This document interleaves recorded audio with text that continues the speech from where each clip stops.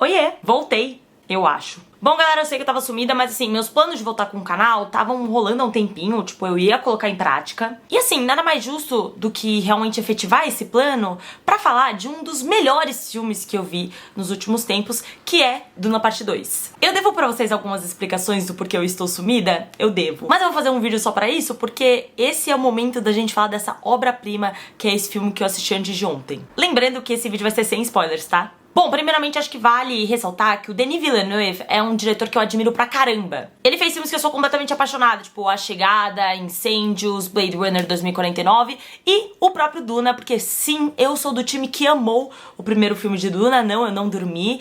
E, curiosamente, a cabine de imprensa de Duna foi, acho que a primeira cabine de imprensa que eu fui, e tinha gente dormindo e eu tava assim...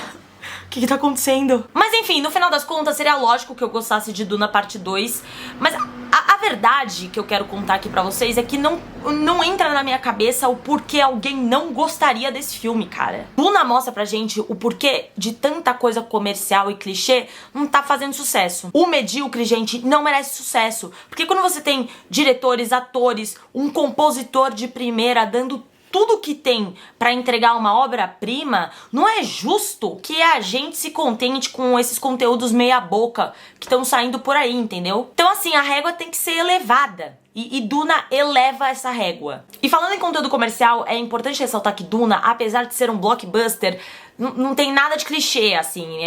Não é um filme de, conflitos, guerra e ação. Duna Parte 2 tem mais ação que o primeiro filme, mas assim, ainda não é sobre isso. Duna é poesia, Duna é mitologia, Duna é conflito político, conflito religioso. O Frank Herbert, ele escreveu um livro, né? Ele é o autor de Duna, ele escreveu o livro nos anos 60 e é um tema que ele continua atual até hoje e ele vai continuar sendo atual pelos próximos anos, pelas próximas décadas, séculos. É um espelho da nossa sociedade. O filme mostra como existe essa tendência natural da humanidade a se render de tempos em tempos a uma figura messiânica e como essa rendição implica em abrir mão do seu livre-arbítrio. Não é ficção e não é um tema datado à existência, a comprovação de um clamor público por um messias em tempos de crise. E também como as pessoas podem se valer disso em prol da manipulação de um povo. Porque afinal, seria correto promover um genocídio em prol, né, em nome de um profeta, sob a premissa de estar evitando um genocídio? No primeiro filme a gente teve uma construção muito grande de universo, né, world building. Eu sei que teve muita gente que não gostou, eu particularmente amei. E agora que a gente tá familiarizado com a Arrakis, chega esse momento de entendermos mais o papel de cada um dentro desse universo. Os Fremen, os Harkonnen, os Atreides, o Imperador, e como a guerra vai se desencadeando aos poucos com o desenvolvimento de cada um desses núcleos. Assim, o controle é um tema central desse filme. A Lady Jessica quer controlar o Paul, os Harkonnen querem controlar a Arrakis, o Imperador quer controlar o cosmos, e por sua vez o Paul quer ter controle do seu destino. Esse destino que, ao se desenrolar, transforma o Paul meio que numa imagem de um Jesus Cristo, assim, numa vertente do cristianismo. A visão cinematográfica do Villeneuve e o respeito pelo material de origem brilham do início ao fim. Destaque pra sequência que o Paul, ele monta o verme de areia. Puta que pariu, que cena maravilhosa. Eu chorei.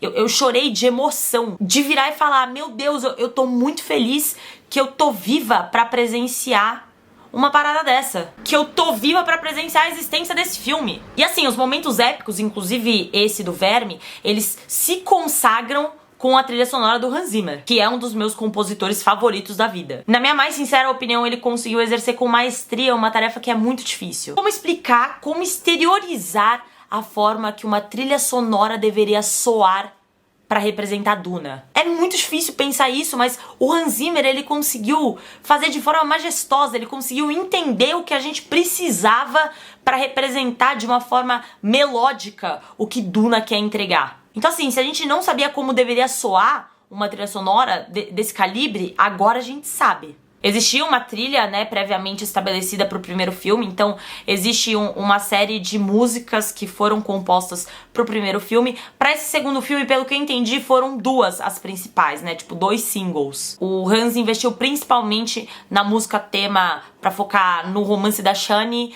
e do Paul. que é uma música chamada A Time of Quiet Between the Storms, e o resto a gente consegue extrair de músicas que a gente já tinha escutado no primeiro filme. Agora sobre o roteiro. Ao mesmo tempo que ele é brutal e propõe discussões necessárias, ele consegue mesclar isso com momentos extremamente sutis e delicados. Tipo, momentos íntimos mesmo, porque é muito interessante ver as duas abordagens da fé em Duna. Como a fé, ao mesmo tempo que ela une, né, a classe oprimida, que são os oprimidos, eles são os desfavorecidos daquele universo, como eles conseguem se unir e se apoiar em uma fé em comum, como isso é bonito, de certa forma é sutil, né, ver essa aproximação deles e essa base mesmo que é criada em cima da fé. E ao mesmo tempo, essa fé se mostra tão sutil em alguns momentos, tem força bastante para desencadear uma guerra. Agora vamos falar um pouquinho das atuações e bora exaltar, primeiramente, o meu queridinho, desde Me Chame Pelo Seu Nome, Timothée Chalamet. O avanço do Timothée como ator é notável, cara. É interessante pensar nesse desenvolvimento dele como ator,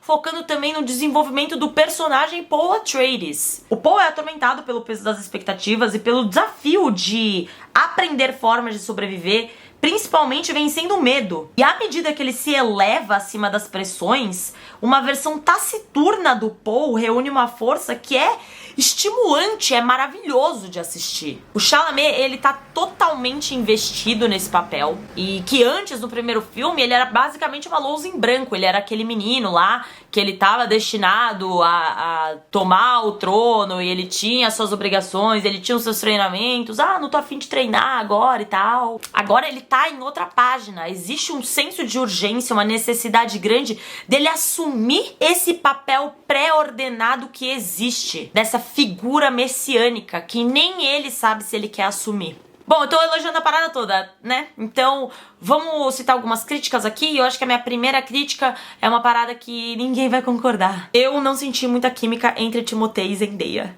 Ui, meu Deus, pronto, falei. Cara, eu simplesmente não senti um match ali, pra ser bem sincera. Eu acho que esse também não é o foco do filme.